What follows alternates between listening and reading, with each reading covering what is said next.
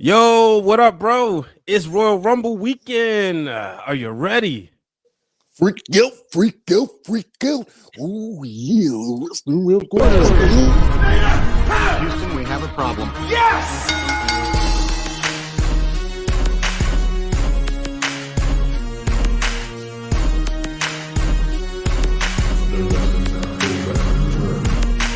What you gonna do? What you gonna do?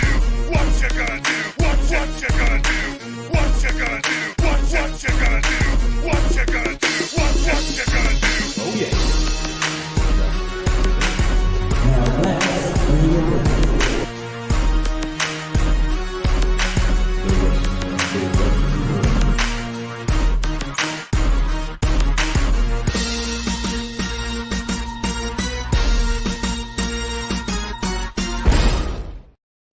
Woo! I gotcha. What's up, everybody? Welcome to this episode of the Wrestling Wrealm Now podcast. I'm your host, Brian H. Waters. I'm with my brother, the remarkable, the impeccable, 11 years in, the real Dwayne Allen. Now he can have his proper intro. You know the crazy part is when you said 11, I'm like, wait a minute. I thought he was about to say 11-time world champion. Like 11, I'm like, wait, oh no, sorry. Going in a different direction. I think when we started, John Cena or Triple H, one of them was probably about 11-time world champion. Probably most of John Cena. It's somewhere around that. But what's up, bro? How you feeling?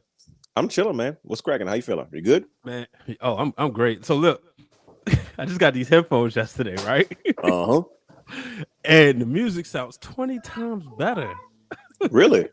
Yes, I'm sitting. You know what? Like, I noticed. I know they can't see me, but I can see you. I noticed the red at the top. I didn't know, like, is that the screen or did the brother get new headphones? Yeah, I would have preferred not to have like all this red up here, but don't be shy of the red. You know I'm a red guy. Yeah, I know. But yeah, and wow, that was a chair shot to the head. Undertaker. I got Royal Rumble 1994 on. But yeah, I was sitting here. I was like, wow, like these joints are all right. And then the music just sounds 10 times better. But yeah, it's funny because I told brother Hugh, he just came past, he dropped me off a controller in the game, and I said, man, I said, I'm pretty sure when I get on the show, I'm definitely gonna mention you because I was thinking about the two-step again. The Baltimore two-step. Hey, now that I remembered it twice, that means we got to do it. We got to do the video. You think we can pull it off? I mean, are you and I involved in this project?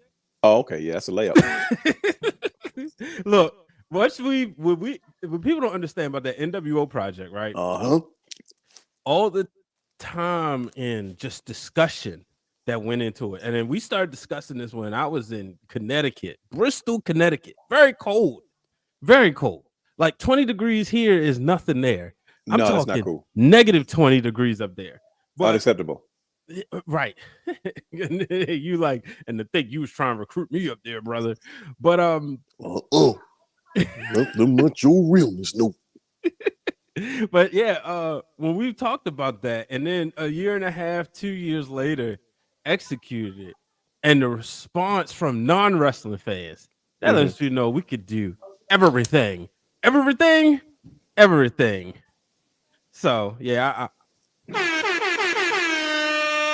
we can get it done. Still to this day, man, I think if nobody else really watched it or understood it or liked it, the fact that, like I said, I would say this 1,000 times, the one who actually produced those segments gave us the thumbs up, man. And see Eric Bischoff had said like outstanding work, gents. I think it's still pinned on our Twitter page. Is it still pinned? Of course.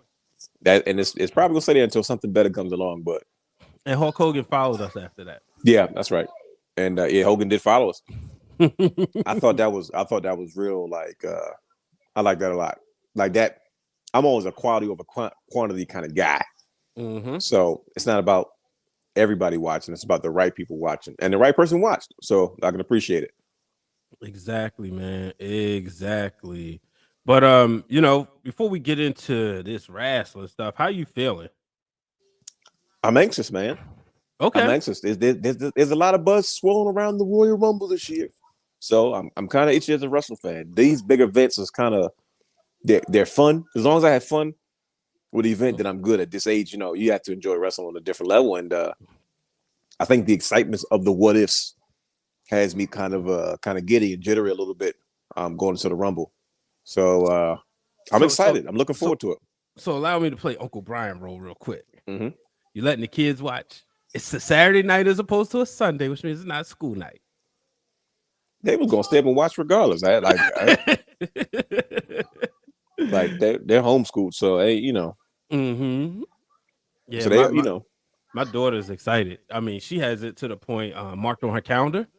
Oh, see, which I was surprised. She's in a bad space now, and it's 100% your fault. That's Brian behavior. Hey, look, I mean, she's 6 years old, so you gotta think. When I was 6, it was that so great WrestleMania 9. So she's in that age. So like whatever happens in these ages of wrestling, right? Some smart marker's not going to be able to convince her down the line that it wasn't great. So because all her good memories are going to be associated with Dad. Mm-hmm. And shout out to Britt Waters when we went out to the Raw party. Mm-hmm. Hosted by USA Network down in DC. Right. She, we was able to get like one of the goodie bags. So she got the calendar. So she has the Thanks, WWE by the way, calendar. for getting my child that calendar as well. Oh, absolutely. Like I said, shout out to the bloodline. And she so she goes, Daddy. So I'm looking and I'm like, okay, she's understanding her days of the week, like crossing out, okay, because it was like on the 22nd. And I was like, oh, she understands. And then she goes, and I see like this all like marked up Saturday. Shit, that's the day of the Royal Rumble. And I was like, okay. And so yesterday, funny story. She says, hey, Daddy, let me show you something. And on her iPad is all this Bianca Belair. She went down the wrestling rabbit hole. Did you know she lifted that man on her shoulders? Like she had to do this obstacles. Look. And I'm like, I've seen this before. but I had to watch it with her. It's just like, so Saturday, she's either going to be really happy or we might have a rendition of SummerSlam. That was her first wrestling heartbreak when she was like, wait, she's not the champion no more. So I'm interested to see what happens, man. It should be a good one. I think both the women's Rumble and the men's Rumble is it's always exciting to see what happens next, where it goes, because this is where the road to WrestleMania begins, and you start to try to piece together, things. You said you start to wonder, are they going to wrap up certain storylines, and we're going to keep things going, or we're going to introduce some fresh blood into the water, or we decide that we're going to go with a veteran or somebody that's been quiet for a while. So all these different X factors, and that's what makes it exciting for someone like me at this point to watch the Rumble. A little disappointed. With Jeff Hardy not being in the company right now, and I think I really want him to be a part of the Rumble, but just as a personal favorite of mine, but of course you want the best for him, and in regards to everything that he's dealing with or may have to kind of get a hold of, to his personal life, things of that nature. He's always got to do what's best for him and his family, but that's if I was being biased and selfish, that's probably the one guy that I wish, could that's one guy I would definitely be rooting for a push, because it adds this wrinkle. When we watch the Rumble with people without our level of thinking when it comes to the business, we watch the match in a way where we start to put together potential outcomes, right? And I think adding Jeff Hardy to that match add a different wrinkle, because there was always this tease of well, shoot, what if Jeff Hardy can kind of get into a program with Roman Reigns, and as long as that person is in the ring, so you have a Jeff Hardy, you have a Big E, you have somebody else, you have all these potential winners all in the ring at the same time. That's where the fun comes. It comes the guessing game, because you could see it going a number of different ways. But like I said, that's just something I'd love to have him back. I'm curious to see what happens with Bray Wyatt. This whole Bray Wyatt thing is throwing me for a loop. Yeah. For a lot of, I don't know. Does he make a triumphant return back to the WWE? He's a guy that has historically protected the business. And you say, well, that doesn't make any sense. He's not going back, blah, blah, blah, all this other stuff. Yeah, maybe so. But I'm going to tell you what threw me off. He has another WWE Ultimate action figure coming out in his WrestleMania gear. Oh, wow. And I'm like, okay, the Fiend got cut a long time ago. Usually they have their last figure and they cut it off. But I'm like, him and Alexa Bliss's figures are releasing soon. I'm like, okay, so Alexa Bliss came back to TV. Mm-hmm. Fiend's figures back is on its way back to the stores. I'm in my mind, I'm just hoping for the best. That I don't want to see Wyndham Rotunda try to put together his version of the Fiend outside of WWE. It could be great, you never know. But I'm not at a point in my life where I want to take that kind of risk. But that's just me being selfish. What do I know? Yeah, I mean, so it's funny you bring that up, right? I like to believe because you brought up merch. Mm-hmm. So I just purchased the Fiend's figure. Mm-hmm. And it's with the Christmas hat on, right? Okay. That came out somewhere around last year towards the end. Now, it was on, I don't remember it being on WWE.com at the end of 2020, but at the end of 2021, they pretty much gave it away. It's like half off or whatever, right? Mm-hmm. And I'm sitting there, I'm like, why would they? Because they could have just like took it out of rotation. The number is so the last one when he was like at the height of the Fiend is number 77. Mm-hmm. The other one is far enough for me, but I can see it's a triple digit number. So now you got me think. Yeah, it looks like it's a triple digit number, but it's definitely not the same one. So now it's like, maybe because they could have easily just like say, all right, we're just gonna use this for something else, whatever. But if he had been gone long enough, I mean, what he was officially like released or let go, like he officially left in the summertime. But yeah, this is you, man. You got me thinking, bro. I don't know. It's got me a little itchy. That's all I'm saying. Mm-hmm. It's got me a little itchy. Yeah. You talked about just watching Royal Rumble, and with people of our level of thinking, I gotta give a shout out to Queen PR of those wrestling girls. Came through yesterday we did a Royal Rumble special, just talking about the women of the Royal Rumble. Mm-hmm. So I definitely encourage everybody to check that out. She's always been very vocal. If you watch those wrestling girls, you know that Queen PR's favorite pay-per-view is the Royal Rumble, while Krista B's is the Survivor Series. And so I told her, like on the show, I said, this is like a fan moment for me. I get to talk Royal Rumble with you, knowing that's your favorite pay-per-view. And the day after Survivor Series, I got this, essentially sit with Krista B during that Monday Night Raw. Mm-hmm. And they've always been like, super supportive. We talked about Jobber Slam and stuff. Right. But it's just want to tell people check that out. It was a lot of great conversations just about, as you said, the business and the reason why things are like structured, and this pertains into the women's wrestlers and why different things, So yeah, definitely want y'all to check that out. But check it out. I had to drop because Brian H had some dead air right there for a quick second, but we're back on you. It wasn't that long. Look, this is some people, man, that's definitely has some dead air, but we're not gonna have her as we go right. So what did you watch this week in the world of professional wrestling? You want to go first? Well, first, you didn't ask me what I was watching right now. This is my new thing now. Well, I watch something as we do the show to keep my mind just kind of embossed in professional wrestling. I gotta create. No, it's that new thing now. I'm trying something new. Yes, this is 2022. So we gotta create new elements. No, it's cool. I am watching right now. Literally, WWE icons on the network on Stupid Peacock. And I am watching the Rob Van Dam version. Okay. Did you know that Rob Van Dam was one of my favorite wrestlers? Yeah, I feel like you told me that when you told me how I missed the world of Extreme. There you go. Because I'm not an ECW hater. We know. Yeah, you taking it back about 10 years. Literally 10 years ago when you set the world on fire. When you came to the defense of ECW. Hello, Heath there, baby. Somebody didn't like what I said, if you will. I had a few words about it in regards to ECW. Yes! It's all right, Daddy. We can move on. No, baby, that's for somebody else. We're just going to keep you right where you're at right now. That's exactly what it is, baby. It's definitely for somebody else for a different time, a different day, if you will. Old ones remember the day ones remember that one. But yeah. So you watching the RVD?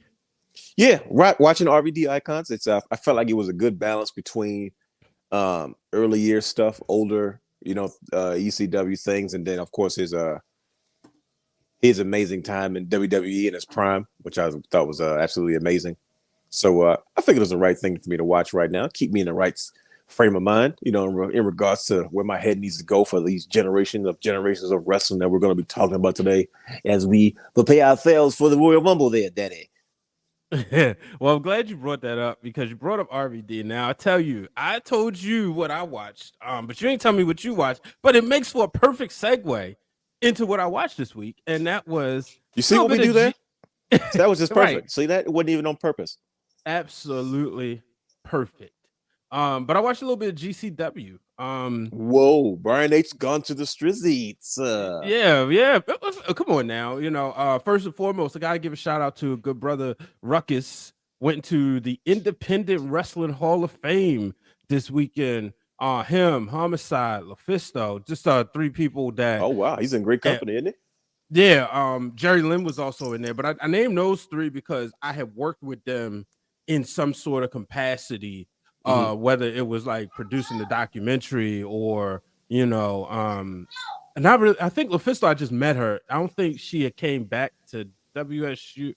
I'm tripping. She was. I can't remember. But I definitely worked with Homicide on Blake's documentary, and same with Ruckus. And Ruckus was like one of the first. It's an inside joke. Nobody's gonna catch that either.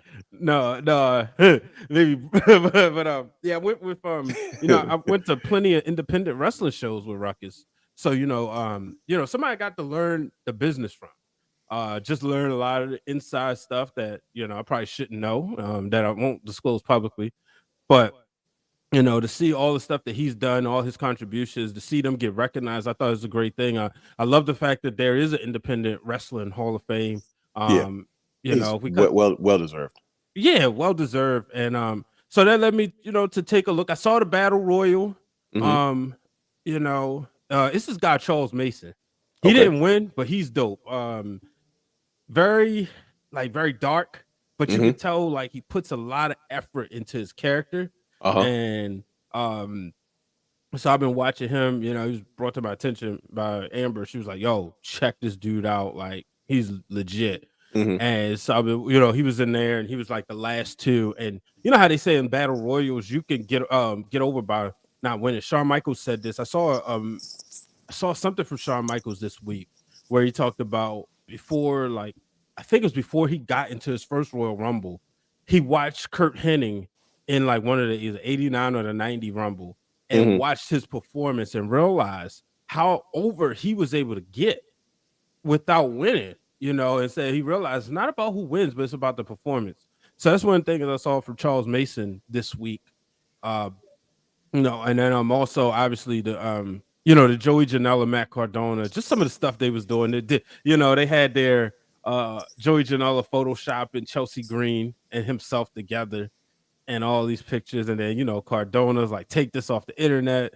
Cardona's one of the people who really like, after Matt Hardy, to me, like Matt Hardy's the godfather of social media and wrestling, right? And then there's like Matt Cardona, finding ways to get over, himself. Like I remember when we met Matt Hardy at MCW, and this was at the height of the Zack Ryder, he was always putting him over, right? And so those two had a match. I thought it was funny that Chelsea Green, she kicked Matt Cardona in the crown jewels, and then like everybody knows they're shoot married. So it's like I'm sitting there like, yeah, but I know what's coming next. And sure enough, Cardona revealed he had a cup, and they went at it, and he's going to X-Pac and stuff. Let me get a little background on what you're talking about there, brother.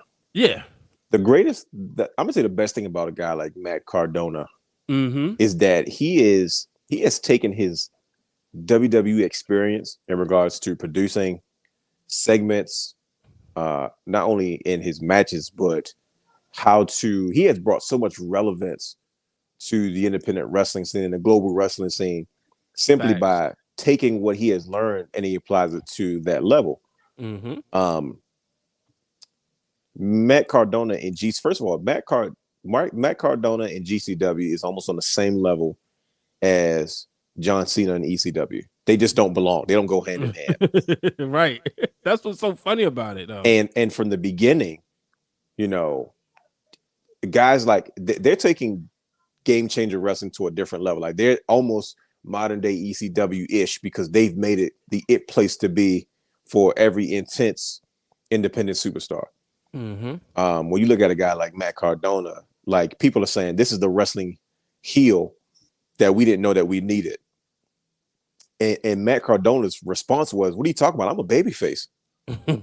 Like he thinks he's there to fix. He beat Rhino for the ECW television title and then threw it in the trash the next day. Right. This guy's creativity is so far off the charts. He makes watching what he does in Game Changer Wrestling interesting and fun. And I'm gonna tell you why. Because like let's break down the psychology of what he does. I don't mean to harp on this, but you said something about very key. This is why this is important. Yeah, go ahead. You know, Matt Cardona, first of all, he had a match against Nick Gage.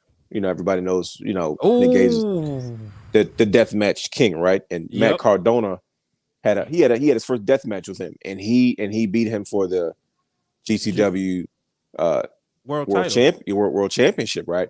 He wears all white out to the ring. By the time he left the ring, he was covered in his entire wrestling outfit was completely red. There was blood everywhere.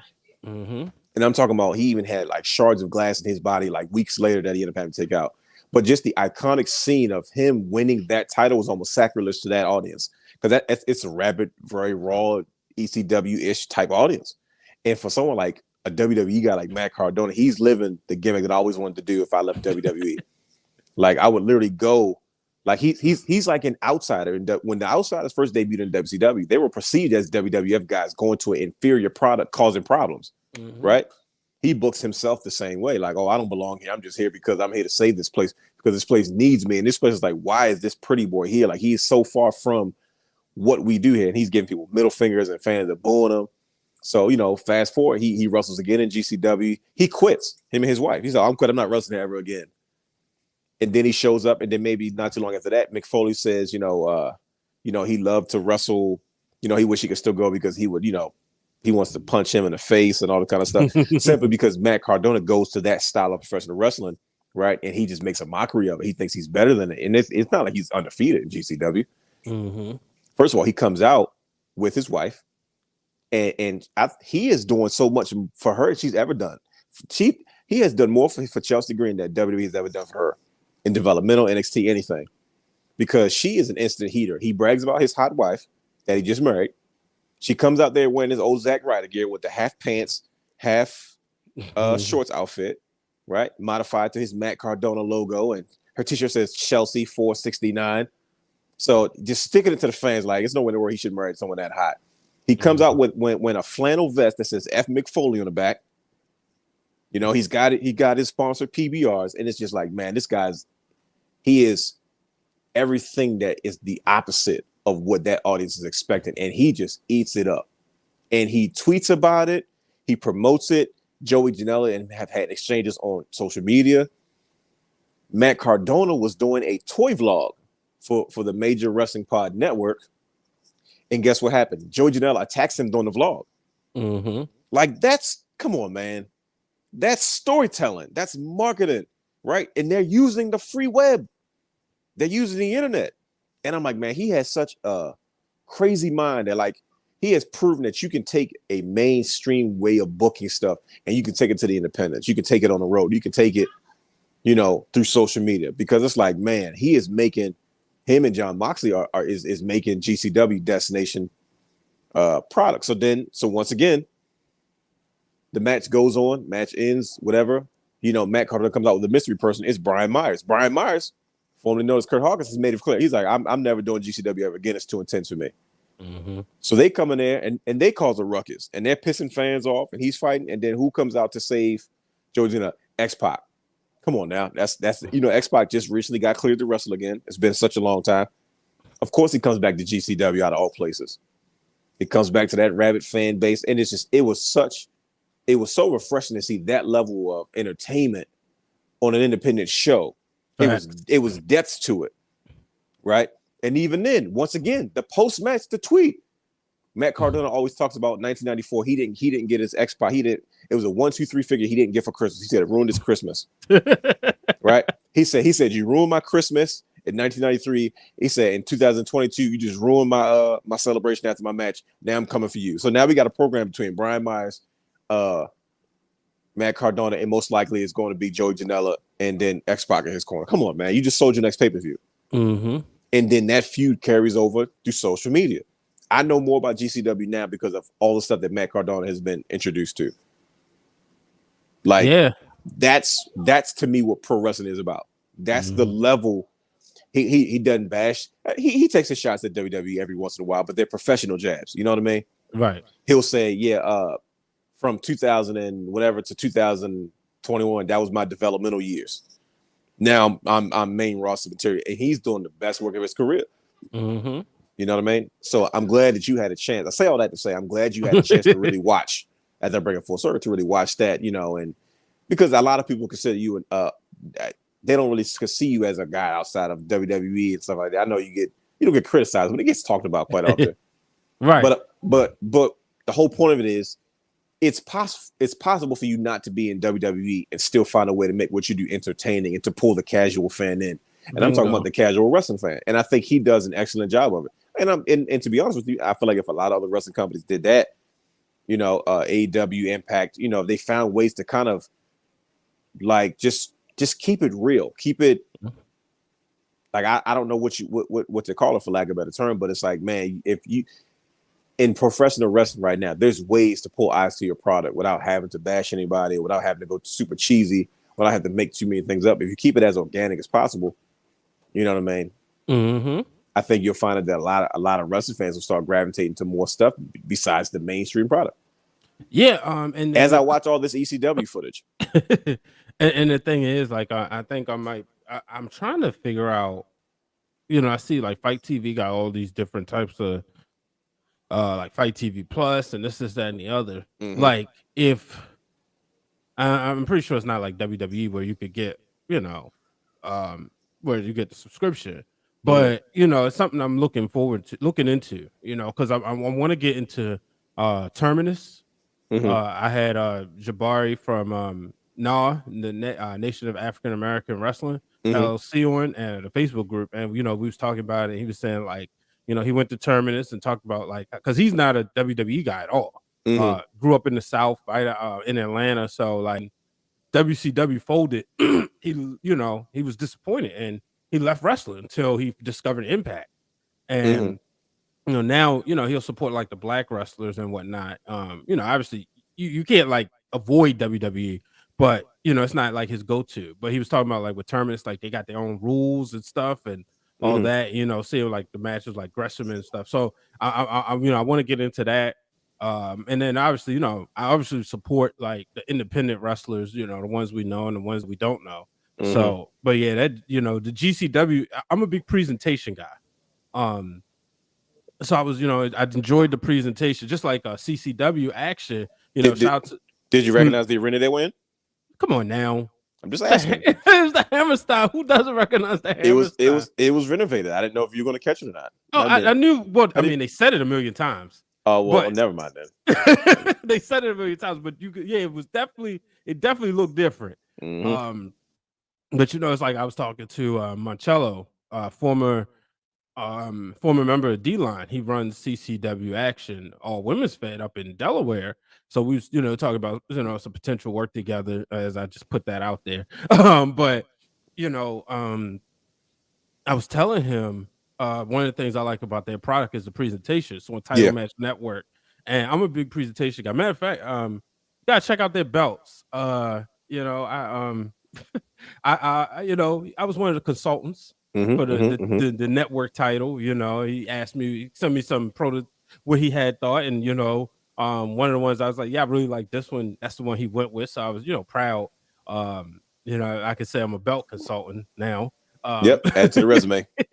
Yeah, but you know, just you know, proud of the work that they doing. They got a women's show this Saturday. So if you're in the Delaware area, check them out. Unfortunately, I won't be able to go. I gotta work, you know, Royal Rumble pre-show, Royal Rumble post-show that we gotta take care of. But Yeah, that was some. It was a lot. That's pretty much what I watched, and I did watch the Moxley and Nick Gage match. Did you see the Briscoes lose their titles? No, I didn't see the whole thing. So now, thanks. They lost the belts. It ain't news, huh? It's not news. No, I mean I didn't catch it. Oh, okay. You talking about things like, oh, I spoiled it for you. Like, well, I didn't know, but yeah, okay. but yeah, no, I didn't know. I didn't see that. But yeah, because I didn't get a chance. Like, I didn't see the whole pay-per-view, and like I said, I was on YouTube, so I saw clips. So I didn't go looking for the results, if that make any sense. Sure, yeah. Sometimes you're just like, all right, this is what I'm getting. I'll get what I get next and whatnot. So yeah, but yeah. So and then obviously I watched some AEW this week. Sammy G. That's funny. They ended up in the what you watch section, but moving on. Did you see the ladder match between Sammy G and Cody Rhodes? Yes, I did, man. I'm gonna tell you right now, Cody Rhodes is like on fire when it comes to all the big moments, the big spots in AEW basic matches, right? Mm-hmm. Like he's putting on like pay-per-view worthy performances on regular TV. Mm-hmm. To this day, one of my favorite matches of his is Cody versus Wardlow in a cage match. Yeah, I think the chemistry was there. I think Cody just he goes for it. This is no different, man. Like I don't think Cody can do any wrong. When it comes to him being Cody Rhodes, I'm not talking in regards to creative and all the other extra stuff. That's irrelevant. Cody Rhodes is just, to me, he's hitting on all cylinders. And Sammy Guevara is somebody that I want not to like, but I can't say anything bad about him, to be honest with you, in regards to what he brings. He is so polished when it comes. Sometimes even when you remember watching Jeff Hardy. Jeff Hardy used to do these crazy spots, and it looked so reckless and it looked dangerous the way he did it. Right, and it's just like he probably shouldn't have did that, or that's a little bit harsh. Sammy G goes to those same spots, but they're so clean, they're so precise, and it's just like, man, I can't really say anything bad about him. Outside of he's a guy I want to see put a little bit of size on him. Okay, he's a young guy. He has a long way to go. I think he has a bright future, but man, him and Cody, I'm not too. The feud, it's not the feud doesn't make much sense to me. To me, everything the way they do in AEW is kind of always rushed and sped up. So there's no real room to get super invested in it. I'm not really all that invested too much in the product as it is. More the characters and the wrestlers themselves than the actual storylines. I like the idea of it. We're not going to get into how they got there because it's kind of like, I'm not really, But man, did they put on a match? It was I just feel like those moments are supposed to be bigger for AEW. Those are supposed to be what you put in your video package. Now maybe that might be a WWE way of thinking. You know what I mean? But those are the moments that to me are going to last forever. But title versus title match. One belt clearly looked different than the other. Did you see Sammy G with both belts? Yeah. I was like, why does one look different than the other? One looks a little brighter. Well, I think because every time somebody gets the title, they make it like their own. Sure, shout out to it's big the brother. Same style belt, it just looks different. Yeah, it did, but it looked like you said, it looked brighter, and it looked like they didn't want to put too much effort into changing it, like changing the strap. Like when Cody had it originally, it didn't have like that bright spot in the middle. Like it seemed like. Can you hear me? Hello. No, look, I was good, and this is what we doing today. RVD in his time in ECW. Oh, all right. There you go. You back. Yeah, I don't know. I was just about to go into icons and talk about RVD. Yeah, I didn't even see no thing that says. Usually, it'll let you know like your signal is weak. I tell you, Comcast this week they owe me some money. I told you about it, but something to pay the loaves there, baby. Yeah, the thing is, like, I'm looking at my TNT title. And go get it. Let's see it. Let's look at it. Can you grab it real quick? Yeah. Go ahead and grab it. Go ahead. Ladies and gentlemen, Brian is going to grab the TNT title. When I saw the title, I noticed like it wasn't that drastic of a difference. This isn't one that I guess. No, don't explain yourself, man. You don't gotta do that. You don't owe nobody no explanation. We here to talk about the goddamn title. But see, like, all right here, right? Hold on, I'm trying to think. Cody didn't. I don't know. Anyway, like the new one has like it feel like it's got diamonds right here. You know what I mean? Or something that makes it. I feel like they're diamonds or something that makes it pop. Yeah, it definitely had a different shade of something, but I couldn't figure it out. I was like, that looks a little bit not to, it was not to say it was a drastic difference, but it was the same style belt, same color, but it just looked a little bit different. Yeah. So how do you feel about? I think I asked Brandon this, and how do you feel about them changing it? You know how like all right, you know how when HBK won the Intercontinental Championship, and it felt like I feel like he had like 3 different types: the black, the white, and the blue, if I'm not mistaken, right? That is correct. All right. Yeah, you're the HBK guy. Yep. That's when he was really turning that corner. Yeah. Now they are like changing more than the straps. How do you feel about that as a belt guy? What do you mean, like as in regards to the TNT title? Yeah, because you can essentially have the Brody Lee, the Cody. I don't even know if Lance Archer got his own, the Sammy G, and the Lance Miro Archer didn't win it. He didn't beat Cody for it? No, he Brody lost. Lee. Oh, yeah, that's true. We were living about that. Dude. It felt like he was going to win. And yeah, like you're right. He was supposed to be next in line, but that's neither here nor there. I'm okay with it. Okay. I think the one of the best things that I've noticed a lot about AEW is they're trying to be different and unique, which I like and I respect. You know what I mean? I like the fact that they're trying to create their own legacy in regards to the things that they do. So changing the titles is a little bit, it's not uncommon. It's just their version of it. You know what I mean? I'm okay with it because it's like you said, we can talk about it in a way where what era or who was champion based off the design of the title. Yeah. So I don't have a problem with it too much. I mean, I like the TNT title. I've always been a fan of mid-card titles. I don't know. In my house, I was a mid-carder. Like my brother was always the main event guy, and I took pride in that. I was one of those. It's always the audience are like, oh yeah, I was always the workhorse guy. I was always the IC title guy. I was always so I was a huge fan of mid-card titles. So like, I'll segue into another. I'll get to that in a second, but I have no problem with it. I'm okay with it. Like it's not that big of a deal. Okay. Some are better than others. You know what I mean? But yeah, they're cool. So let me ask you this.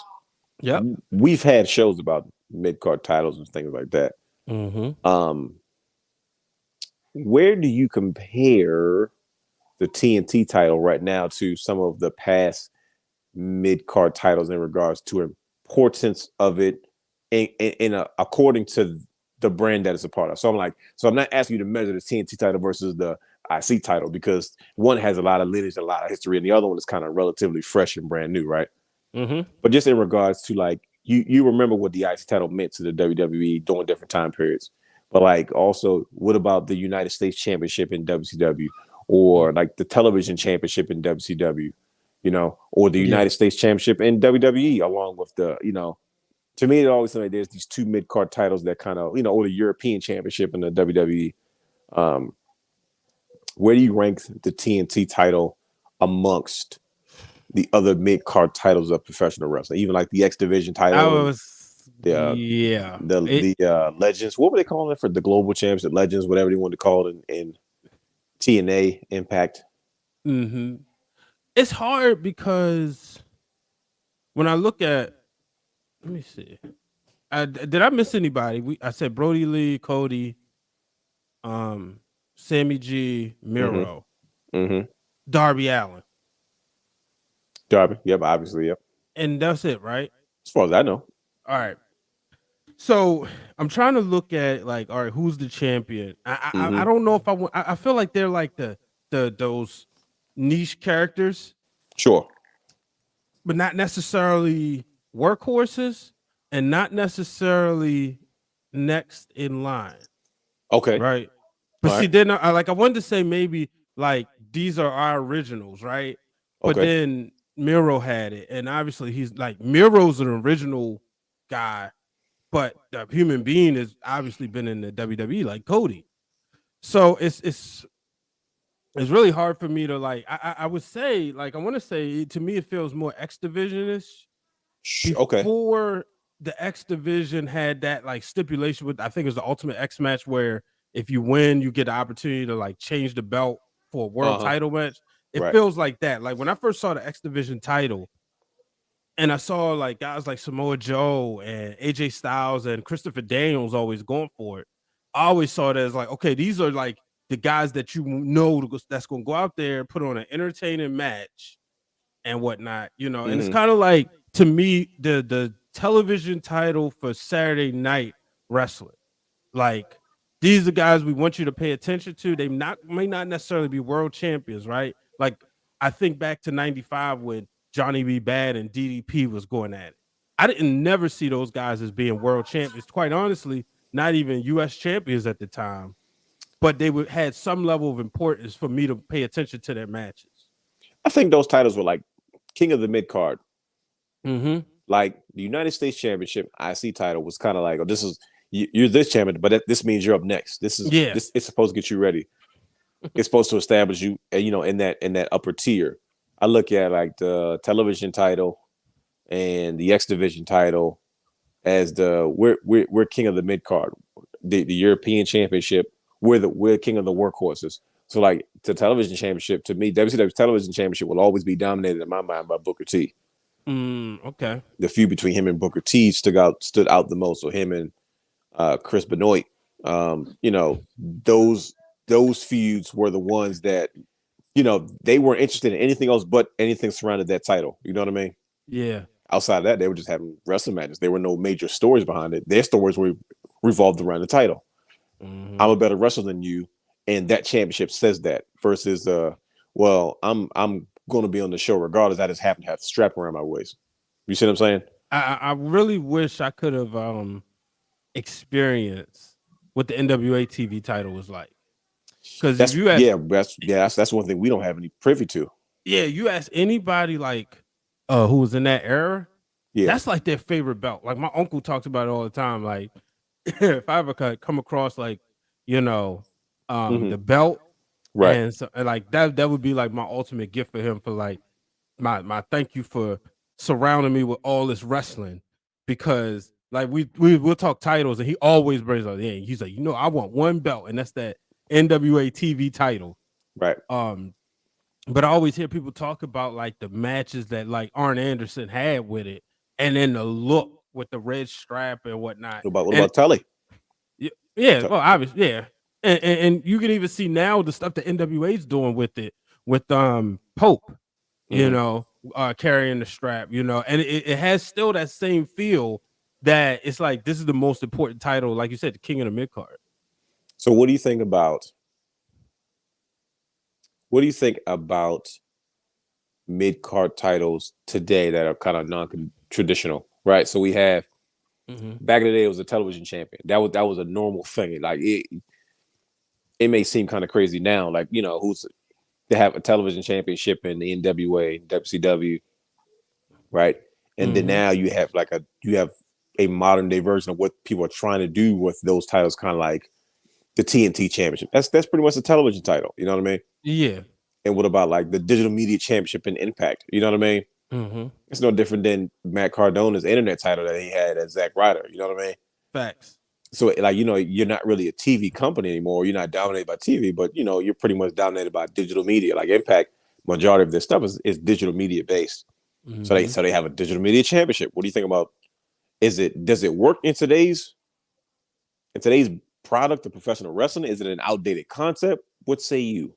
No, I think it definitely works because, like you said, I like the change of it. Like you said, the digital media championship, you know, when you're not a TV company, like I just mentioned, CCW with their title match network championship.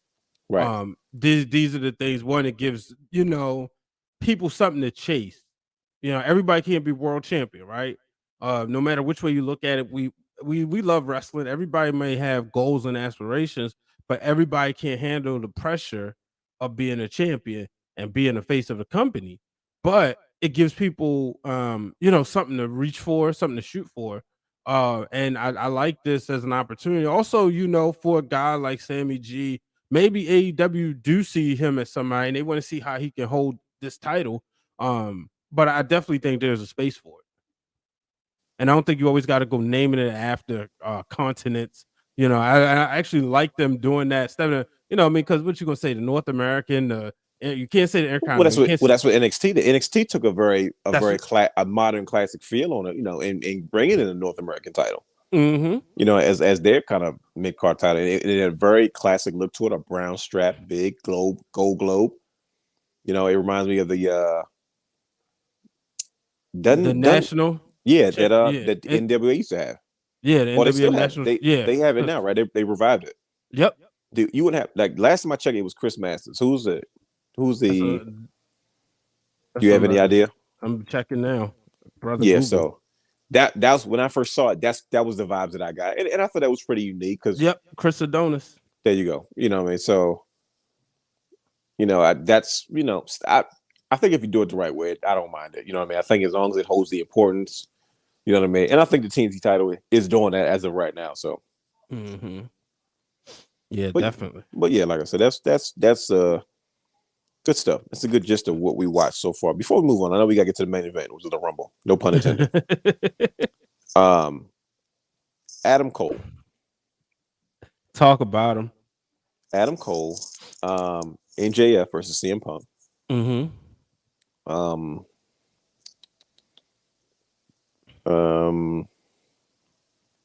We'll just leave it at that. To me, those are the two, and John Moxley. We'll take those three things. Those are the three most notable things that have my attention the most in AEW, right? Yeah. Cody Rhodes, we'll add number 4 because Cody Rhodes is my guy. What is it going to take for AEW to pull you in every week? Based off Adam Cole, what he's doing, based off Daniel Bryan, what he's doing, Cody Rhodes, what he's doing, John Moxley, what he's doing, so on and so forth. I need to see them in so I'll give you this. MJF and Punk got me tuned in every week. I want to see what they're going to say about each other, what they're going to say to each other. They got me. Paul Heyman said on The Masked Man that, for Punk, while he's good, he's in the honeymoon phase. He's not going to be judged by what he's doing right now. We're going to see afterwards. So I'm interested to see how this momentum keeps up after the novelty wears off. Okay. For Adam Cole, and you think that's what this is? A novelty with CM Punk? Yeah, I mean it's still new. And this is what I mean new. They're still making this tour, right? So there's still cities that have yet to see CM Punk. His return. Right. And I always try to look at it from the live audience. You imagine because every time you could still say for the first time in Cleveland since 2014 or whatever. Right. Yeah. So, yeah, for now, I want to see when he turns that corner. He's supposed to be a main part of the roster where Sting is a special attraction. So that's what I'm interested in. Like I said, MGF right now, to me, since AEW started, he's been the most consistent person, probably outside of far as that's got me invested. He's probably been the most consistent person from his feud with him teaming with Cody to turning on Cody to all the other stuff, and I'm man, this dude, he's must-see TV for me. Adam Cole was somebody that Tony Khan said scared him every week. But to me, he's not capitalizing off of that. Now, the stuff he's doing now, it's all right, that's entertaining. But when they was, I don't know, and maybe I'm just being too cruel because I saw Adam Cole as the man in NXT for such a long time as their champion that I would have loved to see him come over and be a champion in AEW. But I understand things take time. But to me, I want to see him at the top of the card. And, Bryan Danielson came in. Daniel Bryan. And he's at the top of the card, even though he might not be competing for the world title every week. A guy who was never before, until, the Yes Movement, was never looked at as a guy that was the most entertaining person on a roster, has found a way to make everything he do important. Every single match important. Every time he touches the microphone, it's important. So That's what I'm looking to see. You know, so I don't know, man. I'm still trying to I'm still trying to figure that out because I'm like I'm not trying to be too negative all the time.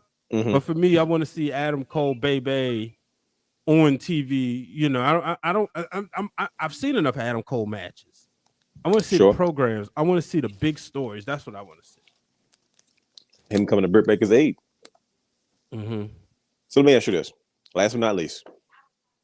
Hook. Uh-huh. Taz's son, out of all people. Mm-hmm. Where do you see his future and where does it play into AEW? What's your opinion on him? I don't think I need something officially on the record. I know we've talked about it. Yeah.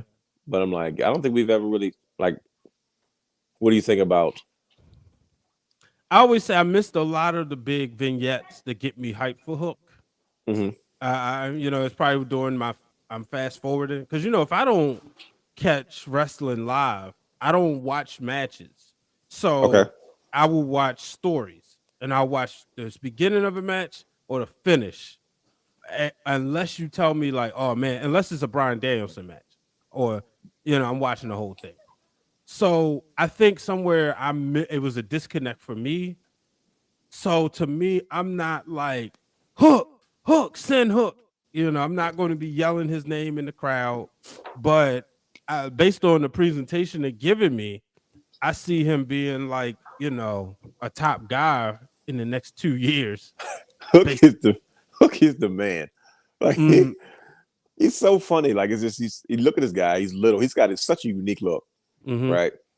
You know, that's Taz's son, so the pedigree is obviously there. Mm-hmm. But to see his presentation, how he just kind of like he's very Goldberg-ish in regards to how they're booking him. He comes in, just beats people up and leaves. Yeah, kind of no nonsense, but he's also kind of young, so he looks like he's kind of a disrespectful millennial. right. So he's such a unique guy, and you know, he has grown on me a lot. Like I just That was quick. You like dropped out and dropped back in. oh, can you hear me? Yeah, I can hear you. It's no picture, but No, yeah, but they should know they you know they know this you. yeah. So like you know, it's Hook is just one of those guys that I'm like, man, they got something with him.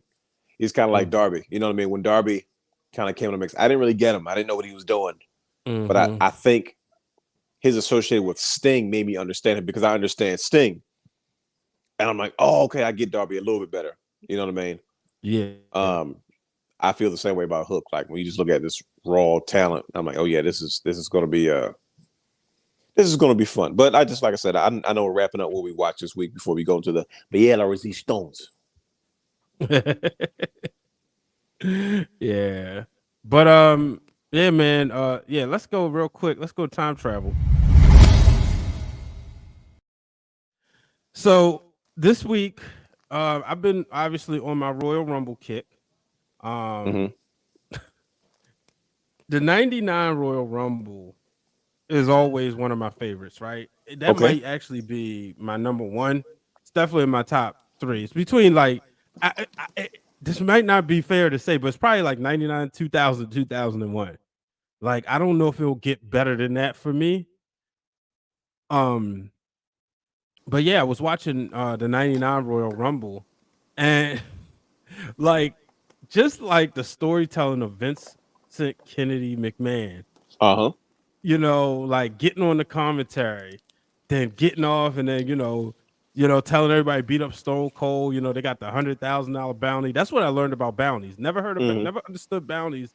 But you know, so I was watching that. I got the 94 Rumble on now. I actually watched the 96. Shout out to my coworker, the babyface producer, Jonathan Kermer. I told him, hey man, because like he always asked me, he didn't grow up like being a Bret Hart fan. Like he's younger than us, obviously. So he's like, man, look, I'm gonna ask you, like, tell me some Bret Hart matches I gotta see. So today I'm like watching. I said, yo, you ever watched the Bret Hart Undertaker match? He's like, no. I said, check it out. Like, you know, I'm watching. I'm like, wow, this was a good match. So, you know, I was watching that, and it's funny because like that's when the Undertaker had that mask on, and that's in the new video game. Like if you preview it, you can get that Undertaker. So yeah, man, I've been enjoying it. The old school Rumble logo will always be my favorite. The purple and the gold. That's why I was happy when Chalkline made that jacket for the 93 Rumble, which will be on my watch tomorrow list. But yeah, I just finished watching Yokozuna and Yokozuna and Undertaker from 94. So now, you know, you got the Shawn Michaels. Do you remember the gear he had on in the 94 Rumble?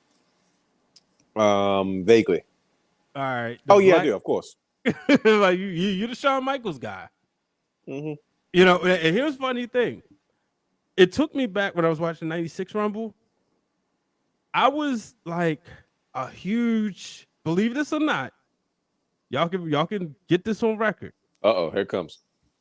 I was a huge Shawn Michaels fan in 95. Lies. I kid you not. I kid you not. I was like rooting for him. I like, it took me back. I was like, yo, I remember like being super excited when he won the Royal Rumble. And it was up until WrestleMania. And it was like, all right, now he got to lose. Now, you know, obviously he won and I kept rooting for him. The Shawn Michaels disdain for me, which I'm okay with him now, right? Fan of the guy, love what he stands for. Obviously, I read his book. But the Shawn Michaels disdain did not come until I learned his involvement of the Montreal Screwjob, to be honest with you. Which I should have been like, all right, he asked for forgiveness. I should have been over with it, you know, but whatever. Just couldn't let it go, could you? I couldn't, you know. Bret was my guy, but that's how much of a Bret Hart fan I was. Like, okay, Shawn. Oh no, you just went against Bret Hart. I'm rooting for Bret to win the Iron Man match. Now, obviously, I didn't understand the business at the time. I watched it as a shoot when he's supposed to, as children. You know, that's why I told my son when he learned that wrestling was predetermined. I said, do not watch it like that, or she will not enjoy it. You have to still watch it as if it's real. You know, so that was my Royal Rumble kick this week. Okay. How about you? Did you watch anything? Did you go down time travel? No, not in regards to Royal Rumble. Like, I think I just kind of stayed locked into just Raw and SmackDown. I think the weigh-in with Bobby Lashley and Brock Lesnar was hilarious. Yeah. Well, let's get into it. Segue. I mean, talk about it. I said it before. That was a dramatic pause. I said it before, and I'll say it again. Brock Lesnar is doing the best work of his career, man.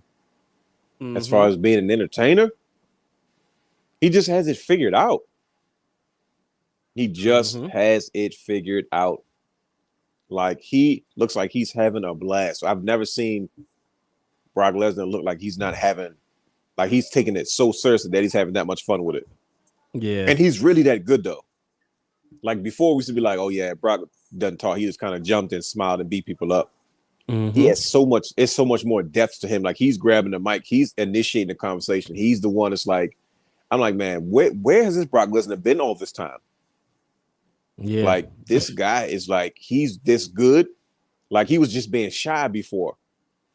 So I think the dynamic between Brock Lesnar and, you know, Bobby Lashley, calling him Bobby Who, I think the card itself has me excited. Like the It couple versus the Grit couple.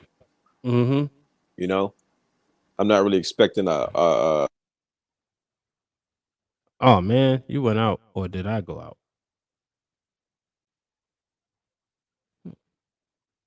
Let's see.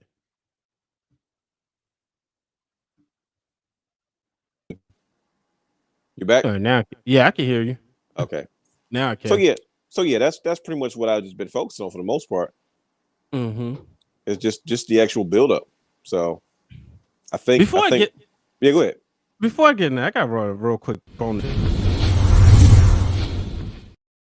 So WWE signed a multi-year streaming deal with Disney. What?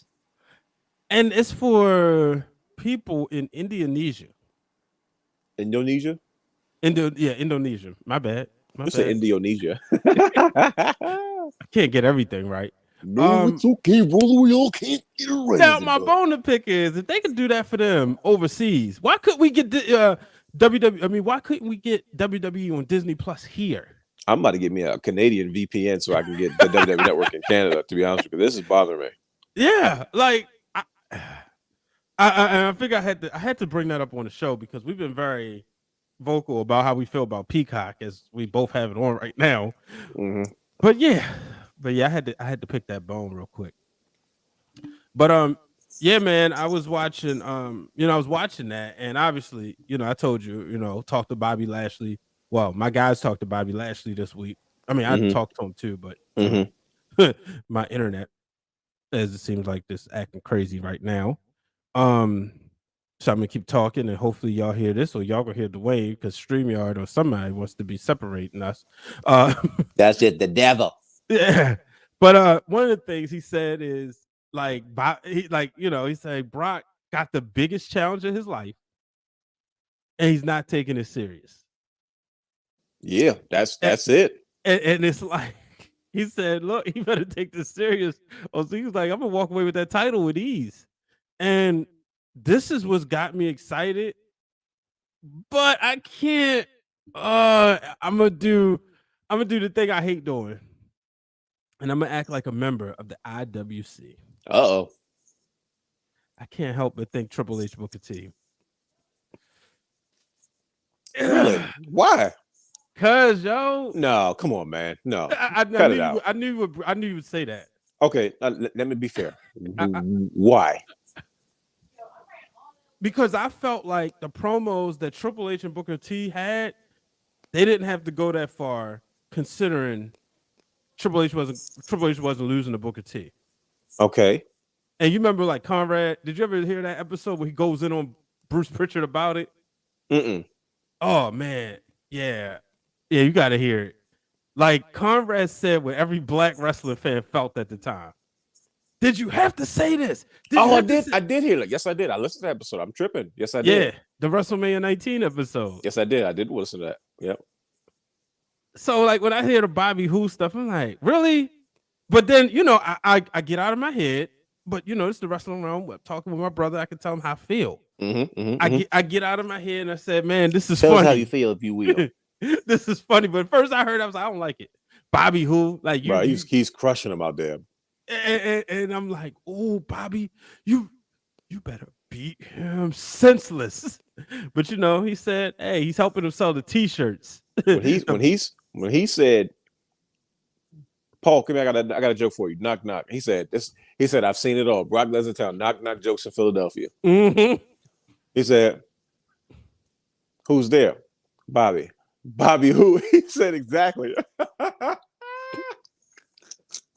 No. I said he's killing him.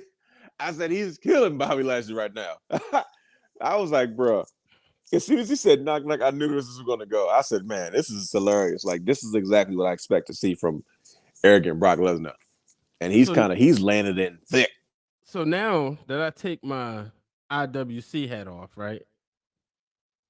And I put on my superior wrestling intellect on. Was no can you hear end. me? Yeah, I can hear you. Huh? Yep, Okay. I can hear you. Yep. All right. So now that I do that, Mm-hmm. it's funny because the story is you have one guy, you have these two big behemoths, right? Two people on the roster. If you having a shoot fight, you picking one of them and you can't go wrong. Yeah. It would be boring to see them say, I'm going to beat you, and I'm going to beat you, and this, that, and the other. So now you just showed a different dynamic of Brock Lesnar, and you got a pissed off challenger who's ready to rip him apart because he's not taking him seriously. So that's what I'm interested. I'm fired up for this match. This is going to be a clash of the Titans. This is the match that everybody wanted. Under over 10 minutes. Got to keep it under 10 minutes. Okay, that's what I was thinking. Got to keep it under, because when you look at Bobby Lashley Goldberg, probably one of the best matches of Goldberg's career, because they fit each other perfectly. Mm-hmm. That's like Undertaker and Goldberg should have had the similar match that Bobby Lashley and Goldberg had in overseas. Mm-hmm. It's like, look, don't do a whole bunch of holds and other stuff. Let's stick to what it is. It's a fight. Let's do a lot of jabs, a lot of punches, a lot of kicks. You know what I mean? You want to see a clash of the Titans, and I think that's what we're probably going to get from Bobby Lashley and Brock Lesnar. Yeah, because Brock has made it personal. Yeah. Like that's what got under your skin. You're like, bro, you're going too far. You don't have to say that. And he said in on Corey Graves' podcast last week, he said he looked in his eyes, and he said usually he could tell a lot by a fighter. Yeah. And he said he looked into Brock's eyes, and he said Brock ain't got no soul. He said, but the one thing Brock didn't do when he was being silly, he didn't get in his face. He didn't get close to him because he know. So like deep down inside, Brock Lesnar knows it's almost like a defense mechanism, right? Like Brock's been in the fight. Like obviously UFC, for people who don't know, Brock has lost UFC matches. So he knows what it's like to lose, and he knows what he's dealing with. You know what I mean? Right. So now it's like, now he's in there with somebody. He's like, look, I'm gonna play around, but I ain't stupid now.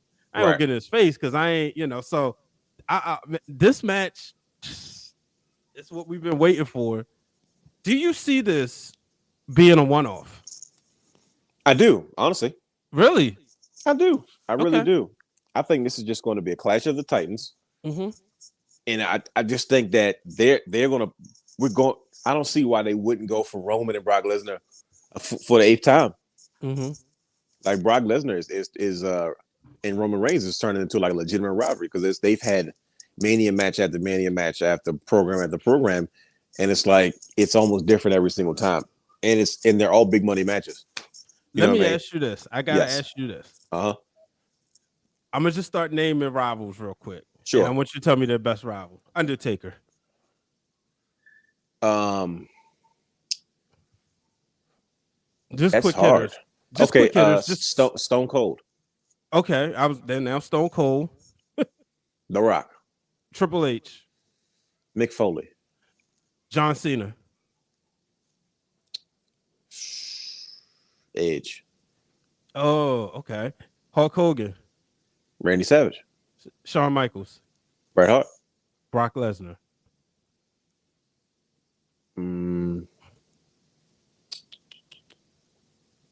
I want to say Kurt Angle. I'm ready to put Roman Reigns right there. I think, and me too. Me too. I think this Mania would solidify it. But I'm there too, though. Don't get me wrong.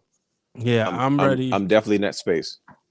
You know, I think. Go ahead. Because I was about to say because it's just another wrinkle.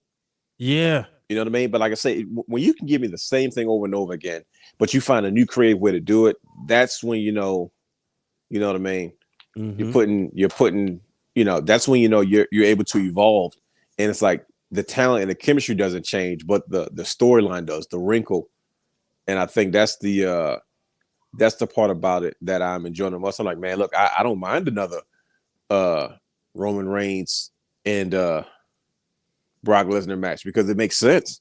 Yeah, it's a different vibe to it. It's a different feel to it. So yeah, I'm like, man, just thinking about like just running off those names, right? Like I'm ready to put Roman and Brock. I'm ready to like them to marry them to, for lack of a better words. Real quick, watch the '94 Royal Rumble. Marty Jannetty comes out, goes right for Shawn Michaels, right? I just watched the '96 Rumble, and they had it was a spot where they wrestled each other, but the camera work, mind you, '93 Rumble was when Shawn Michaels took the title back from Marty Jannetty. It's funny how they broke up, but they always found a way, during the Royal Rumbles, to get those two in the ring at the same time, so they could have their matches, but then pan the camera a certain way where it would just be them two. Okay. Just the little things you notice over the years. Yeah. So I had to bring that up. But yeah, I'm ready. I'm ready for that. But we can go right into that match. Roman Reigns and Seth Rollins. Do you see? I feel like every time, this is what I will say this about Roman Reigns' dominance over the past 500 days. Okay. They found ways to create some sort of reasonable doubt. Okay. And that's hard to do, right? I think for the first few times, obviously the Jimmy Uso series, no, Jimmy wasn't Jay wasn't beating him. Kevin Owens the first couple of times, but then it was like, but what if he gets him? But nah, right? He was doing the prize fighter thing. Yeah, they got the WrestleMania, and people was like legitimately saying, Edge could win, or Daniel Bryan could win, and then do it where they would pin each other to protect Roman. Right. Then there was Edge and Roman. I think people was like, Cena and Roman. Then obviously these Brock Lesnar matches. Even the Demon, just because the Demon's undefeated, brother. This is another one, like all great feuds, by the way. I enjoyed them all. Great feuds, and I think this is another one.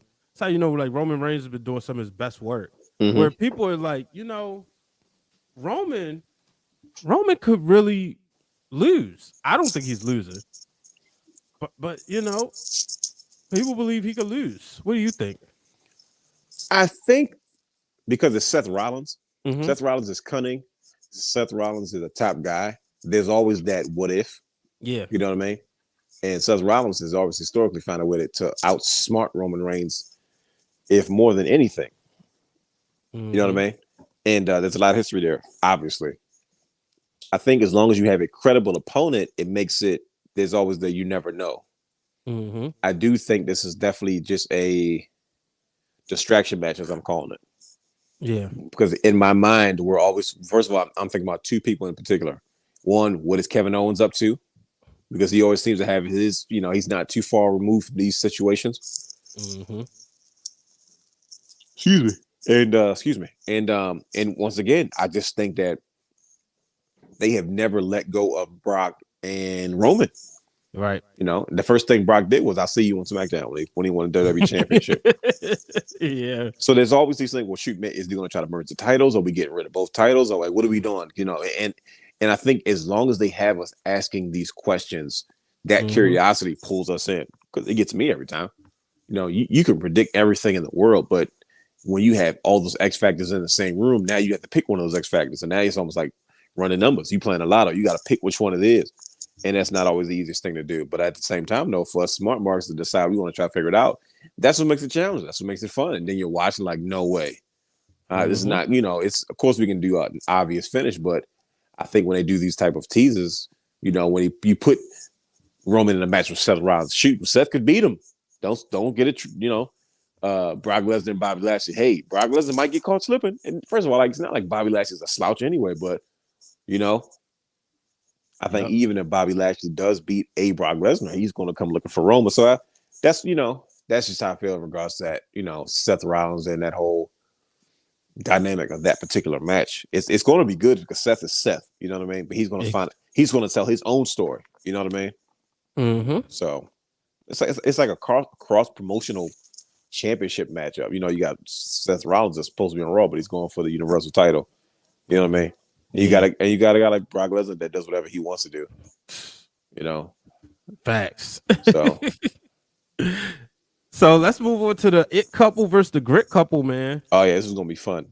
I'm not expecting the greatest in-ring product, because Edge can wrestle circles around Miz, but that's not what this match is about. And then you have Beth Phoenix that can wrestle circles around Maryse, which isn't. That's not what it's about. And Maryse could actually wrestle back in the day.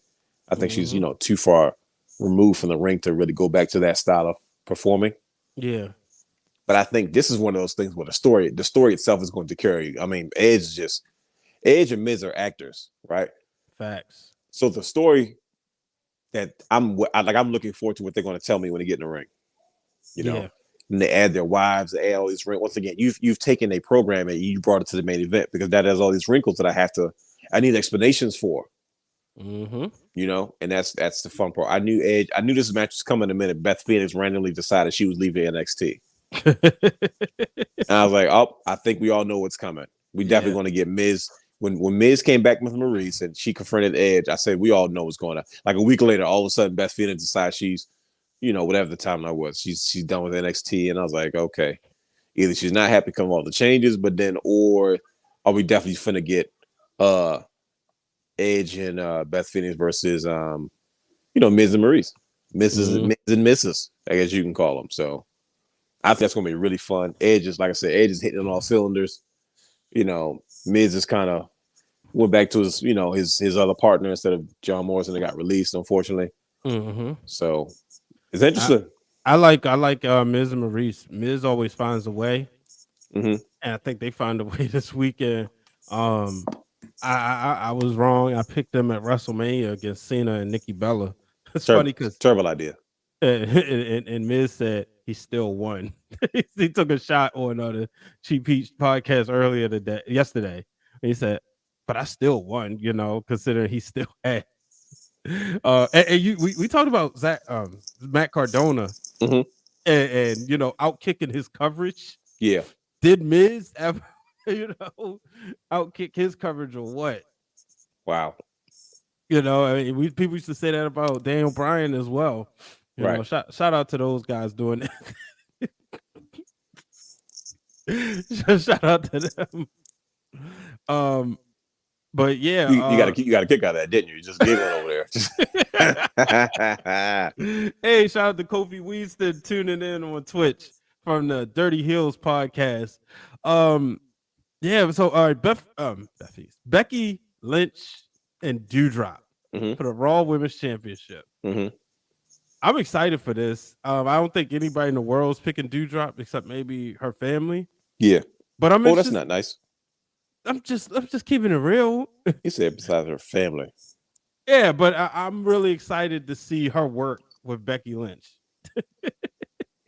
I think it should be good. I think this is one of those situations where Doudrop, she gets that rub. You know what I mean? Mm-hmm. She gets a chance to work a big program to establish herself as a player. Maybe not a main event player, but it's an introduction for her. Like, hey, you're here now. You know what I mean? Mm-hmm. And I think Becky's working with all the younger ladies, or not really younger, but the newer talent, because they naturally need new opponents.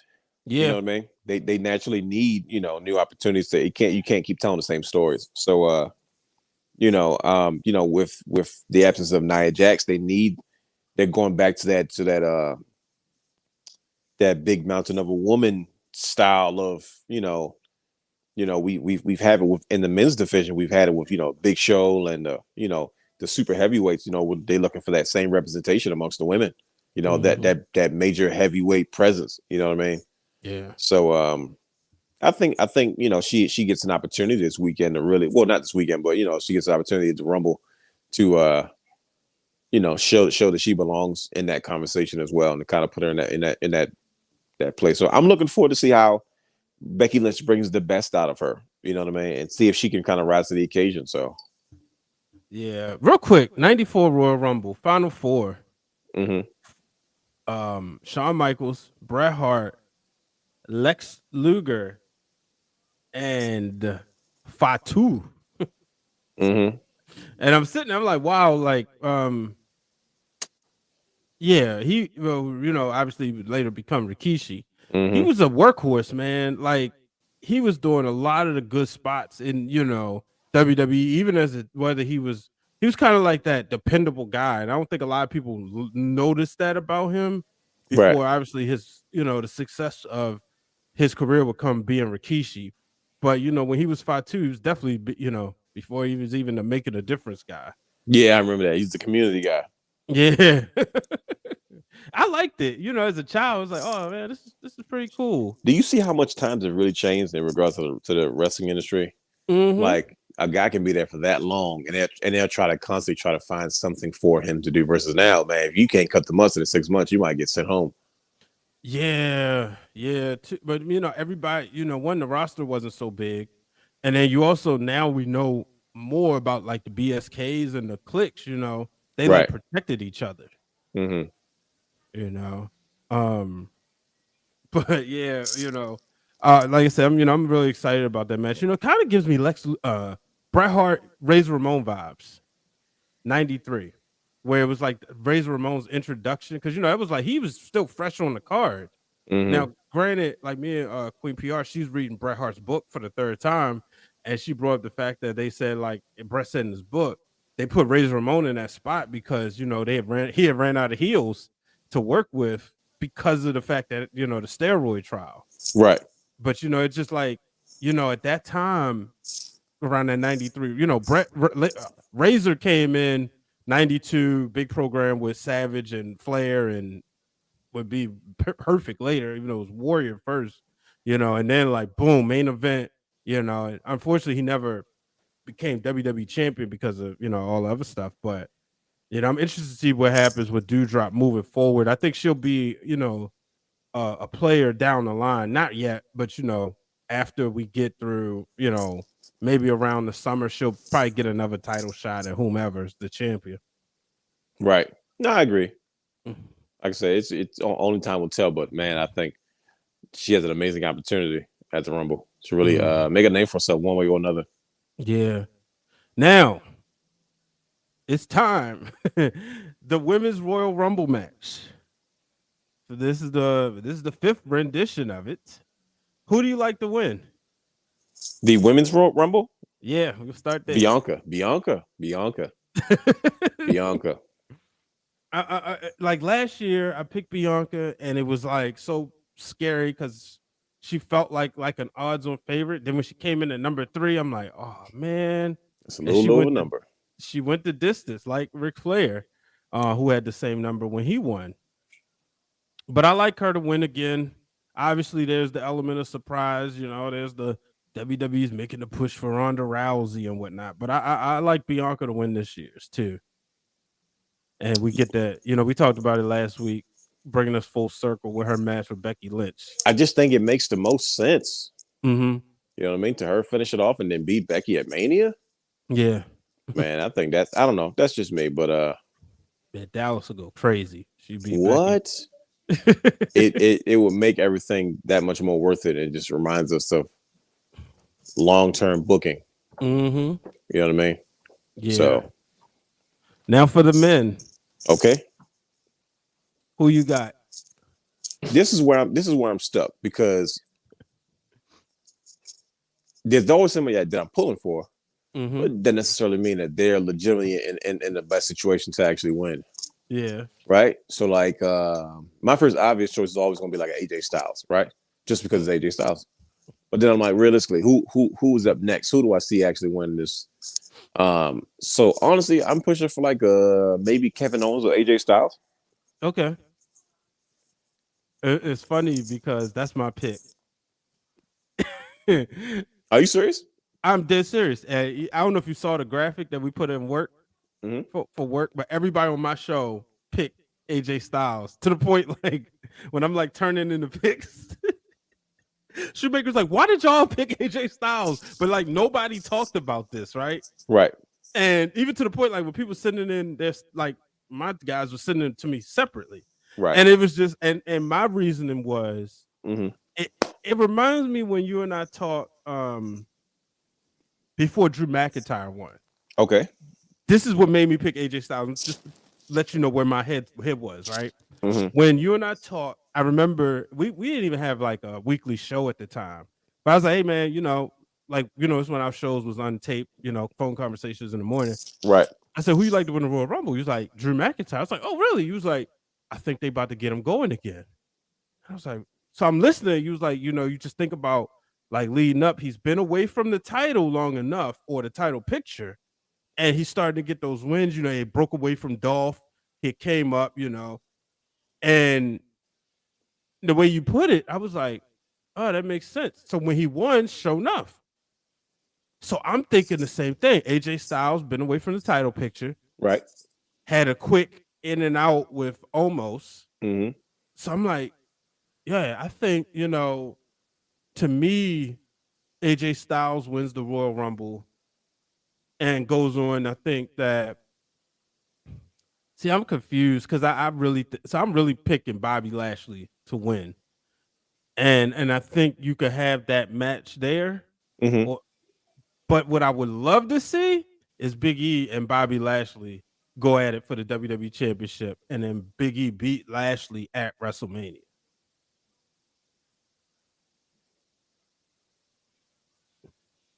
So that's where I'm at. Yeah, I had to think about it for a second. I was like, well, like I was really sitting there in deep thought, trying to put it together in my head. Like, well, okay, I'm okay with it. I'm okay with it. I think this year's Rumble is as long as it's fun, man. Like I don't. The Rumble is a big event. That a Rumble is on the same level with me as like watching a big football game, like you know what I mean, like a Super Bowl or you know what I mean, some type of sporting event. It's not meant to be. It's you know, if I'm watching wrestling once a year, you know what I mean, or I watch occasionally, this is something that I'm going to watch. You know what I mean? Yeah. And that's how I feel about this year's Rumble, man. I think they're going to try to get AJ going again. But like I said, man, there's all these X factors that we're not familiar with, including these potential surprises. You know what I mean? And we don't know what direction they're going to go. I'm looking forward to it more than anything. So, but if I had to pick somebody, of course I'm gonna go with my guy AJ Styles. Daniel Bryan's on the other side, but so yeah, it's this what makes it so much fun. You brought up football games, right? It's like Championship Sunday, which is this Sunday, which I'm glad the Rumble's on the Saturday this year for that reason. Right. Championship Sunday, there's always like a lot of times where it can be better than the Super Bowl. And Royal Rumble, in some cases, you can get more excited for it than WrestleMania because WrestleMania's go like the Super Bowl gonna have all the hoopla, but the Royal Rumble is just gonna give you so much action. Right. You know, Queen PR said yesterday that the thing she loves about the Rumble is it's the one event you can like introduce a non-wrestling fan to and just like, hey, come sit down and watch this, you know. Just same way, you know what I mean? Same, you just like, had those parties, you know. Right. Like if you know, how many people go to Super Bowl parties every year and don't care anything about the game? Because it's like I don't want to say it's like WrestleMania, which is what I was about to say, but it's like the same vibe at the end of the day. You know what I mean? It's a big event. It's fun. You know, the casual viewer or the casual fan can always come back to visit because you never know who's going to show up. And then you never know who you're going to actually gravitate to once you begin to watch it. So yeah. And Kofi in the chat said, "Who would you like to see as a special entry?" I know last week you said you named a few guys that you would like to see. Now, what does it mean special? You mean like just like a surprise, guys, or just in general? Yeah, surprise. I want to see Bray Wyatt return. You know, I want to see Bray Wyatt return. I don't think. I think he's probably the biggest one. I'm like now, I want to see if they do anything with this Forbidden Door. I know they have Mickey James coming through, but I'm like, you know, maybe it's like a Rhino from TNA from Impact, you know. So I don't know, man. Like I said, my surprise. I want to see either Jeff Hardy or Bray Wyatt. I know one is probably more far fetched than the other, or they both could be all the way far left field. But if I was a betting man, I would definitely say, definitely Bray Wyatt. Yeah. What about the return Cody? of the Fiend? Cody just lost the title. No. Okay, you think that ship sailed for now? Yeah, I just don't think it's a lot of. I mean, yeah, I don't know. I think I still think that they have to go somewhere in regards to these surprises because nobody wants to do a big one-off and then no explanation for it. Yeah. So, excuse me. So, like I said, I don't know how real the Forbidden Door actually really is. I know there's rumblings, and I think the rumblings and the rumors itself is going to be enough to get people kind of like interested and locked in. But honestly, it's tough to say.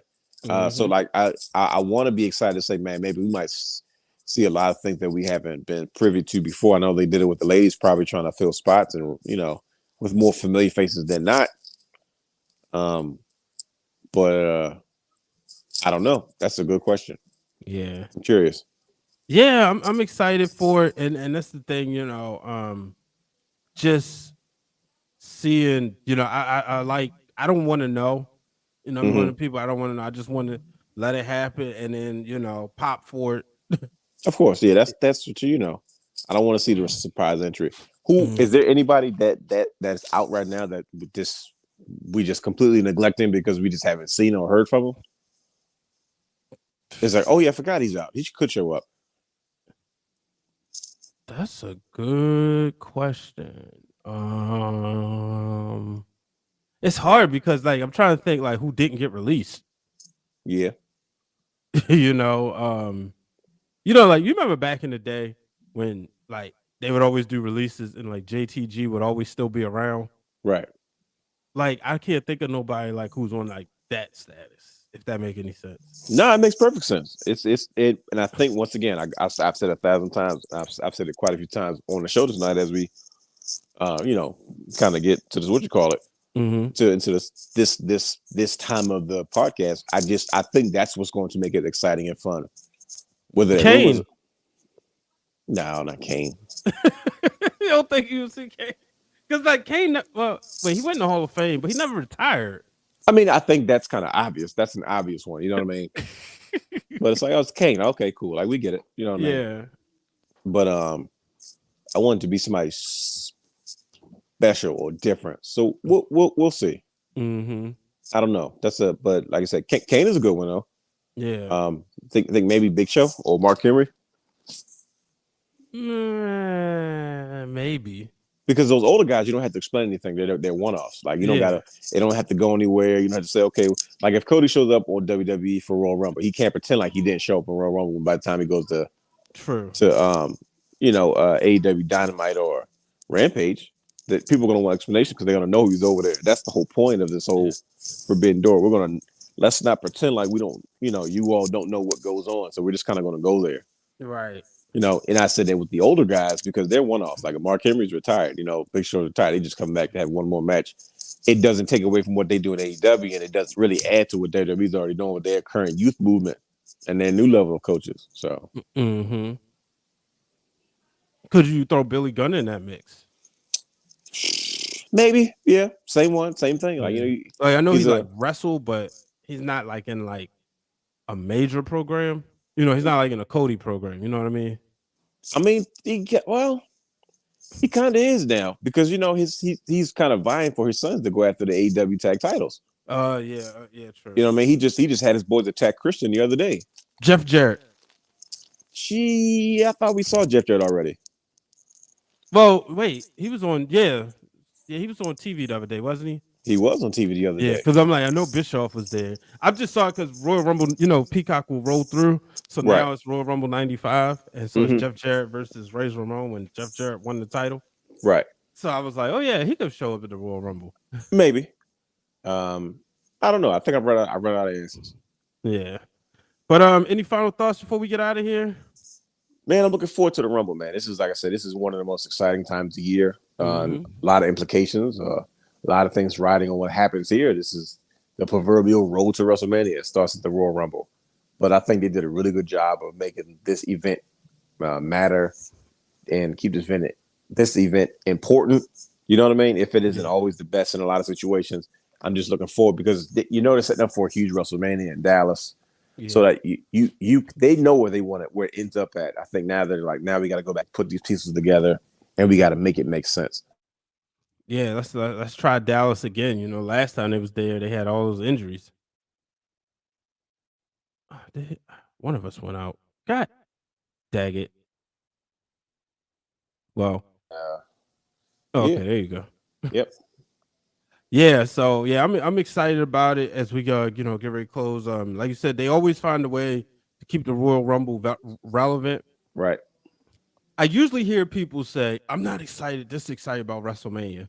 It's very rare I hear people, casual fans or people who don't just look to complain, say they're not excited about the Royal Rumble.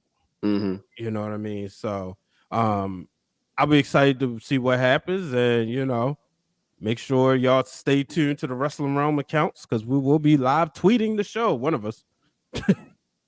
I've already been asked, like, what are we having to eat? You got any food plans? No, I'm gonna be honest with you. I don't think the children know that the Royal Rumble's coming up. I just haven't said anything about it. Well, you wait till SmackDown come on tomorrow, brother. It's gonna be like a pleasant surprise. Like they'll know it's coming, but they don't know the actual day. I'm gonna go back. Surprise! It's on. Yeah, gotcha. I save myself some money. I might need to go to that place from around the corner from your house. What place is that? That food spot that y'all ordered from back in last spring. The first time I came over. With the chicken. Oh yeah. And the fish. I was thinking about the wrong place. I was thinking about my mom's house. What is that? That's Sobote. I don't know. Is it Sobote? That's Sobote. Okay, I don't know, but it was some kind of good, as my great grandmother used to say. Yeah. It was Sobo, man. Yeah, man. Nah, yeah, Sobo. That's how you gotta enjoy the Rumble, man. Party style, like it's throw out the wings, bring out the mac and cheese, the pizza, whatever you gotta do to make it happen, man. Get yourself from a nice big TV screen and just enjoy it. One last thing, have you ever thought about going to a Rumble? Like we don't talk about it a lot, you know what I mean? And I'm like, and I thought, and this seems like the perfect time to be like, look, it's funny because I just got an update from the ESPN saying relive the Rumble. We never really hear people say, yo, I can't wait. I want to go to WrestleMania. I want to go to this third. I want to see a TLC. I want to see a Hell in a Cell. But we never really fully discussed like, yo, I want to see actual.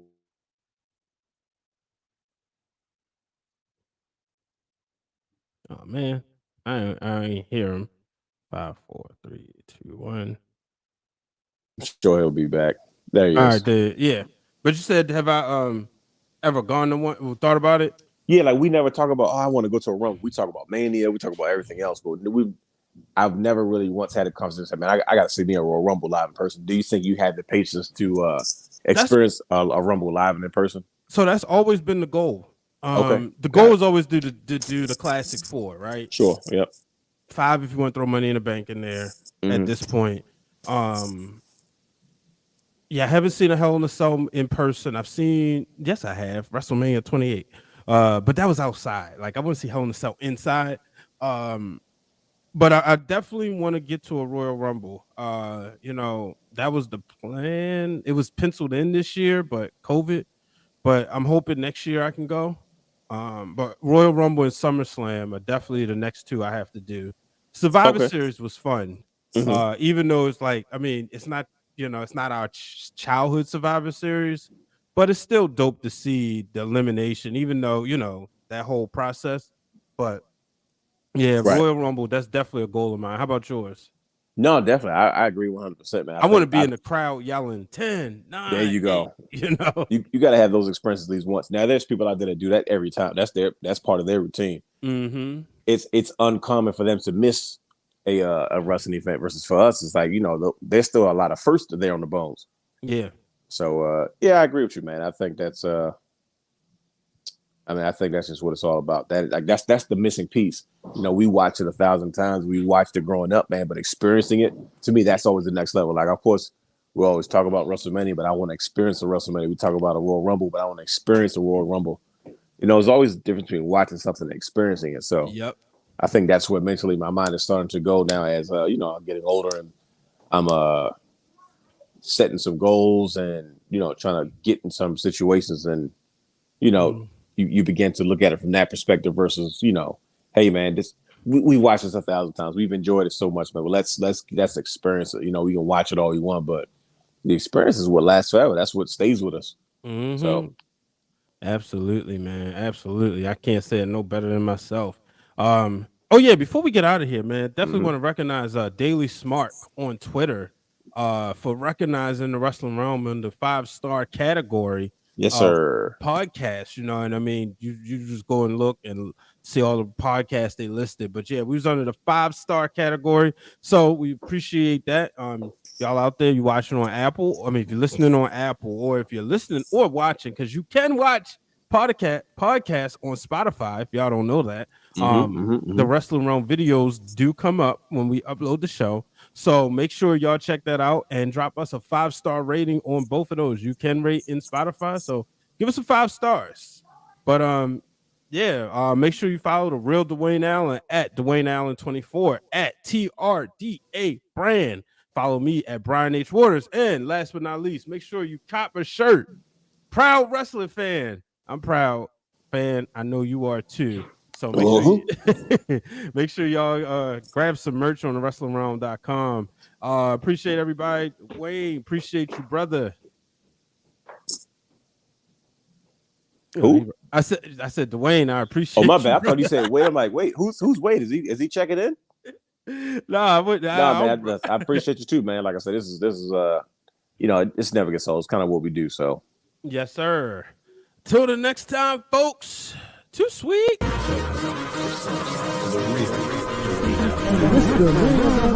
Right. America.